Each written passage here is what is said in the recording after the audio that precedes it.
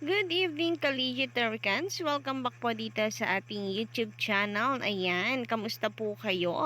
Ang mainit nga nating update ngayon ay pumapatungkol po dito sa ratings po ng TVJ ngayong August 30, 2023. Aha, agad-agaran na pinalayas pinatalsik sinipa ng TVJ ang Itbulaga. Tinapos yung kanila pong kahibangan, lalong-lalo na po ang mga pro-tape Bulaga pages.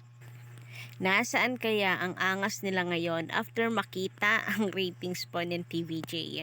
Pero bago po natin simulan ang talakayan at balitaan hinggil po rito, nais ko po muna magpasalamat sa inyo sa walang sawang pagsuporta sa atin. Lalong higit po sa ating mga collegiate Tabricans dyan, mga masusugid po nating taga-subaybay. Ayan, kamusta po kayo? Maraming salamat sa mga masusugid nating taga-subaybay na lagi nandiyan, nakatutok at nakatabay parate sa ating update.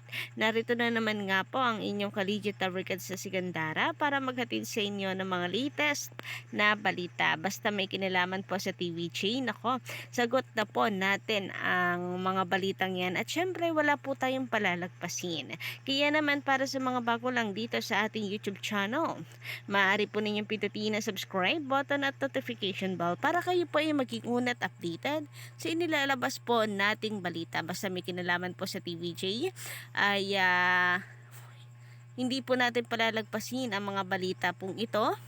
At the same time, syempre, basta po sa TVJ, sa history ng Pilipinas, sa childhood natin, sa titulong Itbulaga, sama-sama po tayo na suportahan ang TVJ sa kanilang laban na ito, na mabawi ang Itbulaga at makauwi na po si Bulaga sa EAP.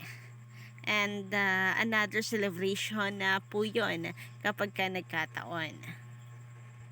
Syempre, araw-araw po kasama po yan sa prayers natin na sana po ay matupad na. Medyo matbagal man ang lalakbayin ng kasong ito, kasi nasa injunction pa lamang po sila ng paggamit ng Itbulaga. Umaasa po tayo na sa huli naman po, mahaba man po ang pagdaanan ng TVJ, sa huli naman po sana ay nasa TVJ ang huling halakhak.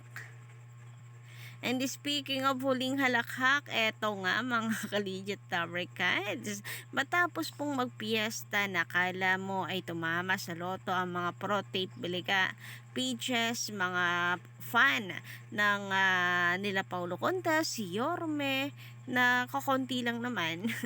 Tinapos po, winakasan agad ng TVJ ang kanila pong pagdiriwang dahil itong August 30 ay panalo po ang TVJ sa kanila pong ratings. Agad-agad sinipa ba naman. So, sobra po nakakatawa dahil ang noontime ratings po, eto na, sagot na po natin. August 30, 2023, araw po ng Miyerkules.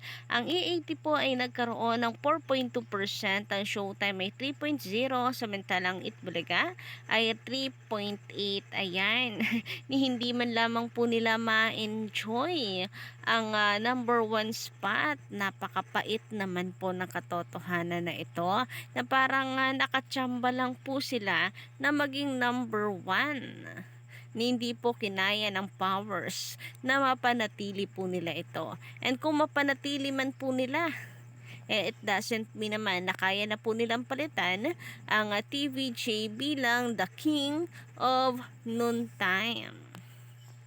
Nako, imposible po yan.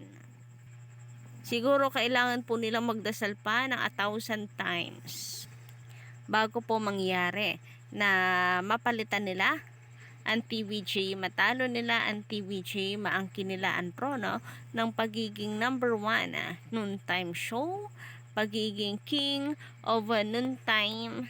At syempre, hiling po natin sana ganun din ang Itbulaga bago po nila ito maangkin. Nako, ay talagang taong bayan po ang kanilang makakalaban.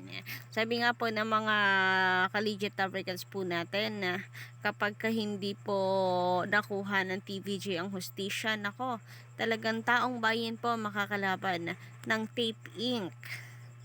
Gagawa at gagawa po talaga ng paraan ang Legit Fabricants para maiparating of course ang kanilang suporta sa TVJ at the same time ang disappointment pag nagkataon. Siyempre ang tinutukoy po natin ay yung title po na Itbulaga. Kasi yung pagiging number 1 on time show naman ay TVJ niyan, wala na pong makakaagaw dyan. Kasi kahit ano po ang gawin nila, nananatili naman po kahit wala po ang Itbulaga sa poder ng TVJ sa ngayon, sila pa rin naman ang number 1. Kaya nga 'di ba no, kitang-kita po dito 4.2 ang TVJ nung August 30, araw po ng Miyerkules, 3.0 ang Showtime and 3.8 ang Itbulaga. Hindi man lang po pinalubos-lubos ang kasiyahan ng Itbulaga tape. Samantala, sabi naman dito ni Miss Demer Benitez, shout out. Good morning, shout out na naman. Nasanay na pa rin po kasi tayo na shout out, Miss Demer Benete. Good morning, Ma'am Gandara. Una po, gusto ko pong ipahatid sa ang aking pakikirami sa mga naulila ni Sir Mike Enriquez. Oo nga po, kung condolence po ulit, nakikirami po kami para po sa pamilya ni Sir Mike Enriquez. Tungkol naman po sa mga idols, wala po akong masabi. Ang TVJ and Legit Fabricants po talaga ang laging winner. Kaya pilit nila itong pinapabagsak, of course, ng mga kalaban. Wala na pong tatalo sa iconic trio, Tito, Vic, and Joey. At dumagdag pa ang katanyagan ng ating mayor, ang mayor ng buong bansang Pilipinas, si Mayor Jose Manalo. Kaya wala na talagang katalo-talo. Samantala, ayon naman sa komento ni Sir Nathan Wayne De Vera, magandang gabi din po sa inyo. Kayo dyan na gusto lang sumausaw, kayo ang manahimik. Hayaan niyo si Master Joey sa ginagawa niya. Totoo yan. Bakit pa kasi ang dami pong napaka-ilamera? Palibasa, ang bilis po nilang mabudol, maloko, mauto sa kanila sa paawa effect nila Paulo Contis ng mga host, mga artista nga naman. Ang dami po nilang napapaniwala. Alam niya yan, palibasa hindi kayo ang nasa kalagayan niya na mawalan o ninakawan ng titulo. So, yan po ang hirap Palibasa, hindi po sila yung nakakaranas. Palibasa, hindi po nila nararamdaman yung pain, yung sakit, yung pinagdadaanan ni Joey De Leon. Ay ganito na lamang po sila kung makapanghusga. Siyempre, ang Itbulaga po sa TVJ, hindi na lamang po yan basta trabaho lang. Buhay na po nila ito. Very personal na po sa kanila. Para po sa kanila ang laban na ito. Sabi pa niya dito, kaya wala kayong karapatan na pagsabihan o pigilang maglabas ng hinanakit si Master Joey. Ikaw nga, tinapay lang, inagaw, or ninakaw sa'yo. Galit na galit ka na. Paano pa kaya? Kung isang nilikha mo ang inagaw, ninakaw, baka higit pa dyan ang gawin mo. Sabi naman dito ni Miss April Cordero, magandang gabi rin po sa inyo. Kasi, yung tauhan ni Buboy sa paresan, halata mong scripted. Kilala na niya. Tinanong niya pa ang pangalan. Wag ganun, oy. Kasi nga itong video po ni Kim Chiu, no, sinabi, mga kamag-anak ko po yan lahat. Timing naman po para sa cheat bulaga issue po nung nakaraan. Nung June po ata ito. June or July, kung hindi po tayo nagkakamali. Sabi naman dito ng isa pa, ang meron sa Showtime at Original ay friendly competition. Mula na nag-produce Tape Inc. ng Gaya-Gaya Show, nagkagulo na. Kasi puro tolongges na host kinuha nila.